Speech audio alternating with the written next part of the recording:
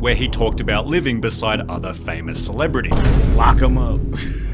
We got him. You're done. Racist against rappers, they all look the same to him. They used to beg him not to egg him on Halloween. He told him holler back with the suede pumas, dollar green.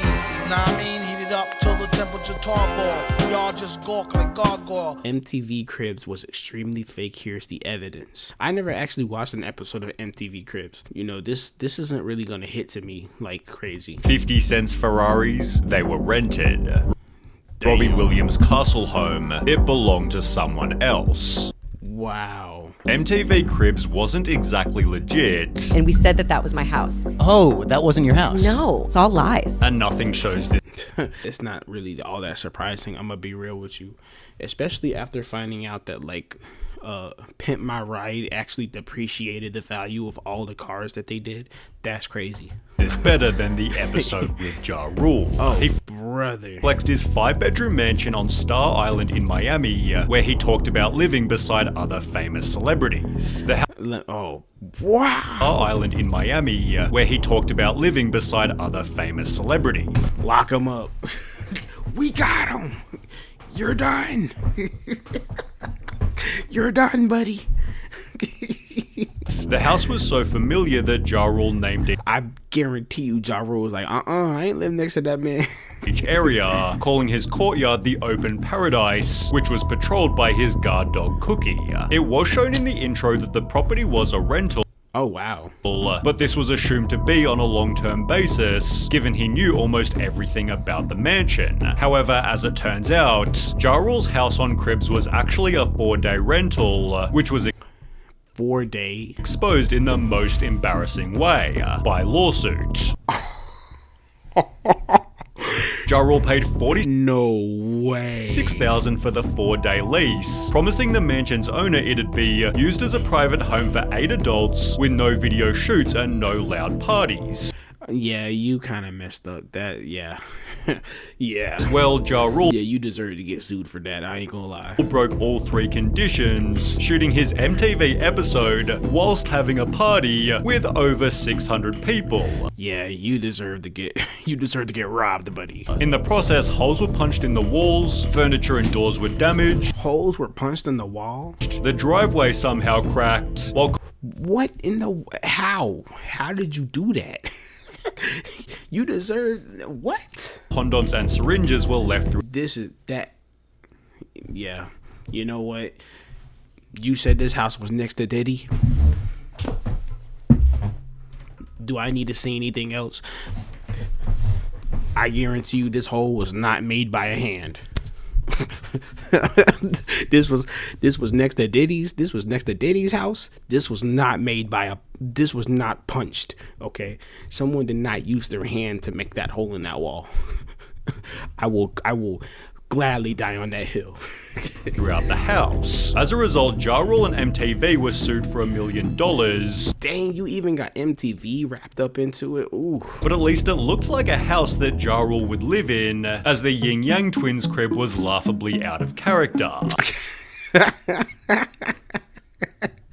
They real for this. The Atlanta gangster rapping duo opened the door revealing the most suburban house, filled with They did that on purpose, bro. fish tanks, sailing boats, and sea-related artwork. We waving like the sea. We decorated this ourselves now. That mansion was definitely decorated by Some old white people. They look, okay, they get a pass, bro. They clearly did that as a joke. old white people, not the Yin Yang Twins. This is clearly just a random old white guy's house that likes to fish and likes boats. That even argue over where they bought appliances and had to improvise names for each of the fish. You can tell the Yin Yang Twins have never been in that house. It seems I'm telling you, bro. I'm not mad at this. they at least owned the vehicles at the end, as the cars displayed by Bow Wow were rented for the show. That doesn't surprise me, bro. Bow Wow has a little bit of a track record. He was just 18 years old during his first Cribs appearance. Okay, he gets a pass then. He was 18. But that, I ain't gonna lie, that private jet stunt was outrageous when he pretended to be in a private jet. Man was flying in coach. You can't, how you go from a private jet to a coach? Not even first class. But despite having starred in some high-profile movies, it seemed unrealistic that he could afford a 6-bedroom mansion and a fleet of luxury cars. Game rooms. Yeah, like what would an 18-year-old need with all those cars? With his name airbrushed above his bed, it seemed as though Bow Wow at least owned the house, although the luxury vehicles were a little more Oh, he owned the house? suspicious, because 2 years later he'd go on the show again, during which a viewer made an observation. We had MTV Cribs running in the background and watched 21-year-old Bow Wow show off his bachelor pad in Miami, along with his pimped out Bentley, Lamborghini and Cadillac Escalade. But then we noticed the word Prestige at the bottom of all 3 cars and decided to Google Prestige Rental Cars Miami, and what do you know, there it was. Prestige was the name You got caught lacking. of the company that Bow Wow rented the cars from, which If I ever get a luxury car, bro, I will never get a rental. You are flexing something that's not yours. That's insane. I will be gladly driving my little Honda Accord until I can fully afford to get me at most a Range Rover. That's like the most expensive thing I want. Other than that, bro, I'm cool, bro. You catch me in a Honda. which was likely encouraged by the show, as Birdman also used the service during his That's insane. Not Birdman. appearance. Regardless, people clowned on Bow Wow, stating, ha ha ha, I I wonder wonder if if he rented the condo too. Oh my God, Bow Wow can never get a break. he rented the condo too, which by looking at his life was also highly likely. Yeah. For example, he'd post his Ferrari to his Instagram, writing, take the drop top to the night spot, keep the California in California, we went hard tonight Grammy weekend, which was then reposted by a car rental company who accidentally exposed our good friend Bow Wow pulling up to the Grammys with our Ferrari California. Oh nah, I would have to pull up to that rental place and square up with everybody in that mug, bro. That's insane, dude. 1 year later, he was exposed for flexing a rented Hollywood mansion. Wait, hold on, bro. This video's about MTV Cribs. Leave Bow Wow alone. His segment has been done. Sonny is just going on a rampage on Bow Wow right now. But the worst example was in 2017. With the come on, bro. This is this is overkill. This is overkill, bro. This is about MTV Cribs. Why are you exposing every lie Bow Wow has ever told? When he'd post this to his Instagram, Oh my he showed the God. private jet he was taking to his concert. Yet the very same day, this Snapchat went viral. So this guy, Lil Bow Wow, is on my flight to NY. So this guy Lil Bow Wow is on my flight to NY, but on Instagram he posted a picture of a private jet caption traveling to NY today, shaking my head. Turns out Bow Wow's picture of his private jet had been taken from a limo company's website. Wow. I thought he at least took a picture of the jet in passing and then got on the regular. You yoinked that off the internet? That's insane, bro. That's actually insane. Prompting people to dig even deeper, discovering he'd done this on more than one occasion. Oh my God, bro. This is crazy. It seems his MTV Cribs episode led to years and years Nah, bro. Don't bring this back to MTV. That was pure Bow Wow. of faking luxury, but as Like, wow, for real. mentioned in Bow Wow's expose, You're not alone. 50 Cent had done a similar thing. Oh, okay. 50 I was about to say, I hope he ain't flex a fake private jet. Cent's episode was the definition of excess. He showed his 19-bedroom, 35-bathroom mansion, which included a squash court, movie theater, recording studio, and its very own nightclub. What the hell? There's Equally impressive was his bro, shut up. That's probably 50 could easily afford that nowadays. But come on, bro. car collection, which included 4 different rare collectible Ferraris, leading him to state, I know you ain't see these before when you was watching Cribs because everybody ain't got these. yet it seems 50 Cent didn't have them either. That's insane work, bro. You better be careful, Sonny, because you know 50 Cent's track record, bro. That dude will talk his shit on Each Twitter. Ferrari had little numbers on their windshields, leading to a forum post reading, if you notice the small white numbers in the top left-hand corner of the windshields on the F50 and Enzo, those are the numbers of the cars that were in the Hartford Concorso parade, That's insane work, bro. which was confirmed when the user posted these.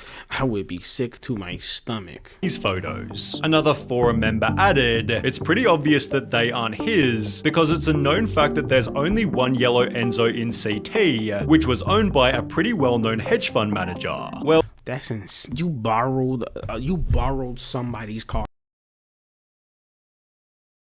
Somebody else's car.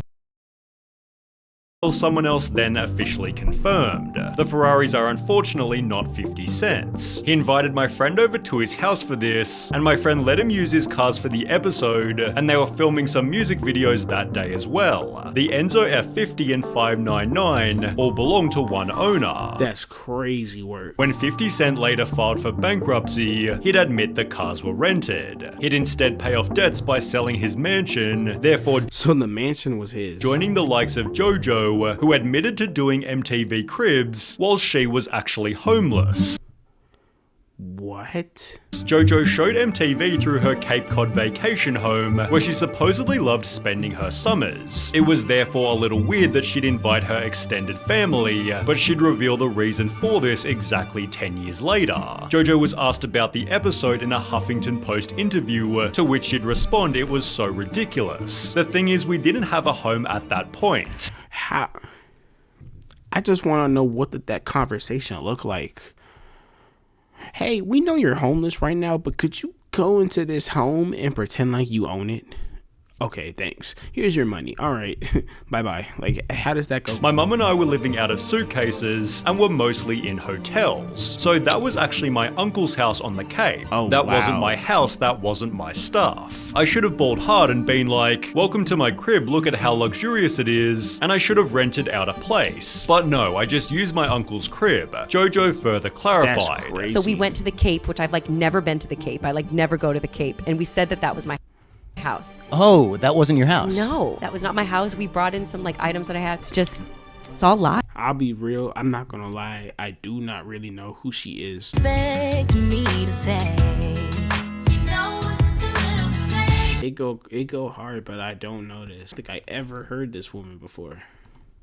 Lies. Should also answer the question, why even bother doing the episode then? For the exposure. Oh, okay. but no episode was faker than the one by Robbie Williams. He showed MTV his massive British castle, talking Jesus. about the spots where he'd been snapped by paparazzi. He then shows his group of friends before making a joke. I don't really know these people, but what I do is I actually phone rent There's a friend. But apparently no way. he'd also phoned Rent a Castle. You see, the building was so big that people recognized it as the famous St. Catherine's Court, which was owned by someone else completely. Wow. Jane Seymour. She had no idea that Robbie ever went there, or that he'd hired a fake butler to help out with the shoot. What? It wouldn't be until How do you do that? 17 years later that Robbie finally admitted, we didn't let Jane know that I was gonna pretend it was my house. And because I was like 23 and full of spunk, I didn't even consider other people's thoughts or feelings. I mean, I guess. So I'd like to take this opportunity to apologize to Jane Seymour. 17 years later.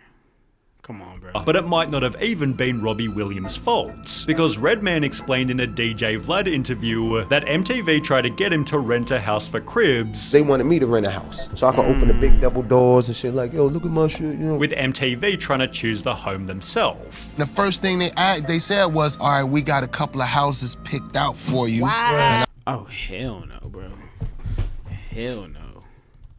I was like, but that's TV, man. That's TV. They fake everything. oh, okay. Well, Redman simply refused, And I said, you know what? No, I don't want to rent a house. I want y'all to come to my house. accidentally making the show's most relatable episode. He brought MTV Cribs to his 2-bedroom apartment, where he ironed his shirts on the floor and flexed his frozen fish fillets. Redman's recording studio was just a messy bedroom, whilst the rest of his house was in such disarray, you could barely notice his cousin sleeping on the ground. He real for this. He concludes the episode stating, next time y'all need to find me, just rub these 2 wires for the doorbell. Don't worry He's real for that. about the screen too. You know, it's still good. The realest episode of MTV Cribs. Redman didn't fake it like other celebrities. Hell? In 2021, Yeah, that was Yeah, 50 that was a good video, bro. I was not expecting that. Rub these two wires together to get me. Okay.